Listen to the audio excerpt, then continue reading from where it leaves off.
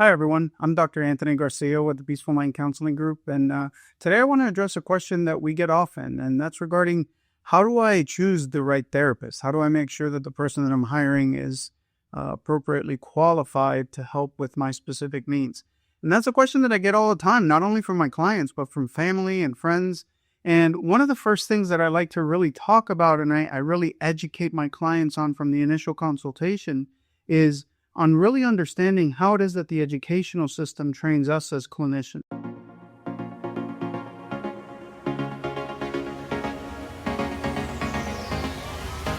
I believe that everyone deserves quality counseling, and we make sure this happens by only accepting to work with clients that we are completely confident we can help.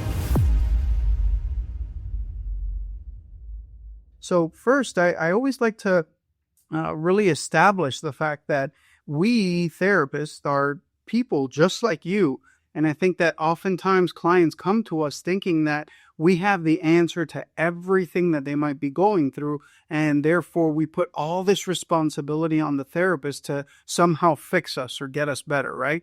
And when you have that mindset, it's normal, right? I had that mindset before I really understood this field. When you have that mindset, the problem is that it's a really big letdown when that person doesn't meet the needs that you have, right? Doesn't help you get to what your goals are. And I think it really starts off with understanding credentials. And I talk a lot about that in my initial consultation with my clients because I believe in educating clients. I believe in telling clients how it is that they should be thinking and choosing a therapist to work with. And so from my perspective, the first thing that's important to understand is what is it that you're going through? What specifically is leading you to call? And from that, which usually, as I tell my clients, is base your quality of life, right? How is your quality of life not good right now? How is that being affected, right? So events that happened in your past, events currently happening right now, none of that matters. Just start off with what is my current quality of life? And when you ask yourself that, and then you follow up with, well, why is it not better? That's usually in the area of the presenting problem.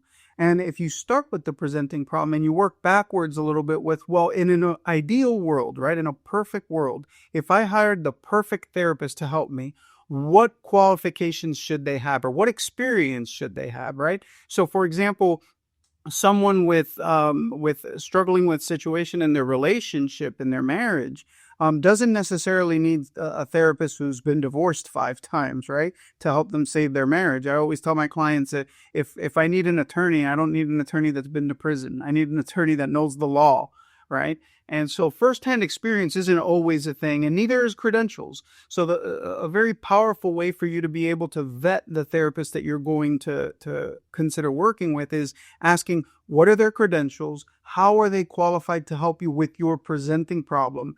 And a good start for me with all of my clients that I educate them on and people all across the country that I talk to when I do conferences is letting them know if you call an office and they're ready to book you before they've even had a formal conversation with you, a formal consultation, they're probably not the right fit. See, I tell people all the time that what happens is a therapist, because we're licensed, wants to specialize in everything for the sake of profit. And so what they do is they see a child struggling with anxiety at 2 o'clock. They'll see an individual struggling with depression or an eating disorder at 3 o'clock. And then they want to be a marriage and family therapist for you in your relationship at 4. And I believe that when you're a jack of all trades, you're a master of none. I truly believe that. And if that's true in so many other fields, this field really is no exception.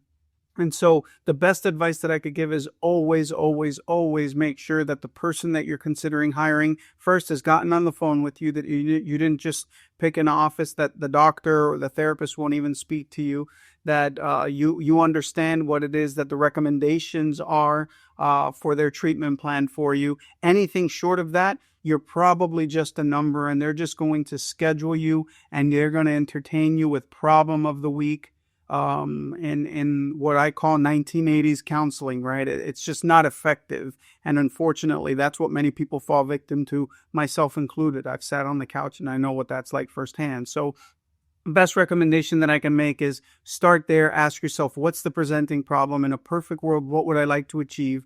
And then when you're making those calls to a therapist, ask them, based on this presenting problem and these goals that I have, how can you help me?